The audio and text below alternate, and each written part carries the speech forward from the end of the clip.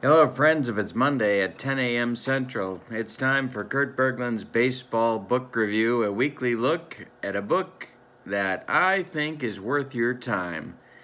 And it could be a book hot off the presses, it could be a book out of print, or it could be a book somewhere in between. And today, we have a book that I'm going to say is hot off the presses. This has a 2021 publication date. It is written and self-published by William Bike, a man who has written some other things that you may have seen.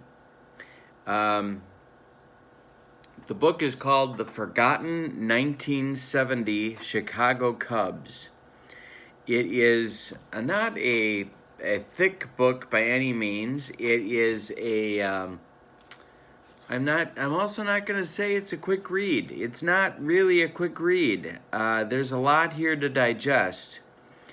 You know, one of the things about books about the Chicago Cubs, especially when they're written by people that are fans of the ball club, you get a lot of things in books like, "The ivy was so green," or "The bleacher bums were so excited."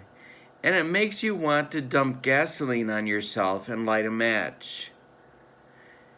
This book doesn't do that, even though William Bike is clearly a Cubs fan. He's able to put the gun down long enough to not only be thorough about his topic, but to be even a little analytical about the team. You get a month-by-month accounting of I think, a great and forgotten Cubs team. The 1970 Cubs had cleared the 1969 trauma, and they had sort of rebuilt themselves a deeper and I think a better team than the 69 team. Now, I was looking for a book that would help me with my replay of the 1970 Cubs season using Fall Classic Baseball simulation, and I found it. This is a keeper. He's able to talk about his own experience as a fan of the Cubs as a boy in 1970, but also to talk in depth about the season and analytically about the player moves that happened during the season. There are a lot of black and white photos in the book. There is an index. The book is about 140 pages long. The font, though, is not overwhelming. I'm going to show you a typical page so you get an idea of how much print we're talking about. It's very readable, but there's a lot of detail. It's also sourced very well. He has interviews, he has books for sources that he gives you for additional reading. It's an excellent bibliography. The guy has done his research, and he cites it. So if you want to take what you read in here and find more reading material about the ball club, very easy to do. There's a lot to like here. Now, with all this said, it is a self-published book. There are a couple of little things that, if you are a former teacher, might bother you a little bit. Bobby Mercer's last name is spelled Mercer, so it ends up being like Jordy Mercer's last name. Not a big deal. Not a big deal.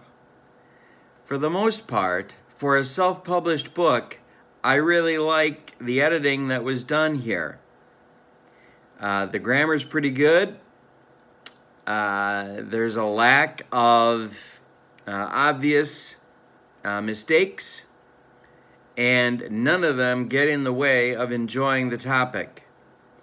So, I'm going to concede to you that you may find a thing or two that you don't like about how the book is written. typo is sort of a typo, although MERCER isn't that big a difference from MURCER. I don't know. But regardless, doesn't matter. It doesn't get in the way of the enjoyment of the book or learning about the topic. There were things in here I did not know about the 1970 Cubs, and I can't say that the book is the most flattering portrayal of Leo DeRocher that I've ever read. But at the same time, maybe Leo has it coming. You know, I go back and forth on Leo DeRocher. We'll talk about him another time. But, yeah. So if you're looking for something that is praiseworthy for Leo, I'm not sure this is your book. However, everything else about this I really recommend. The pictures, the index, the organization, the month-by-month breakdown, the research that's been done, the listing of the sources, the citing of the sources in the text of the book, all of it I really like. I think if you are a Cubs fan or if you are a fan of 1970s era baseball, you will enjoy this book. It's available online. There's a range of prices depending upon how much, whether you get it used or not. I was in the 20s on this book, and I thought it was a bargain at that price. I recommend it. It's William Bike, The Forgotten 1970 Chicago Cubs, with the subheadline or the subtitle "Go and Glow," which is a statement that Ernie Banks made about the team in 1970. "Go and glow in 7-0" was Ernie's slogan for the 1970 season. It's a good book. Check it out if you're interested. I recommend it. I hope you have a wonderful day. Thanks for being with me. And don't forget, every Monday, we're back doing another baseball book review. So don't forget to click like and subscribe to my channel. Hope you have a great day, my friends. Thank you. So long, everybody.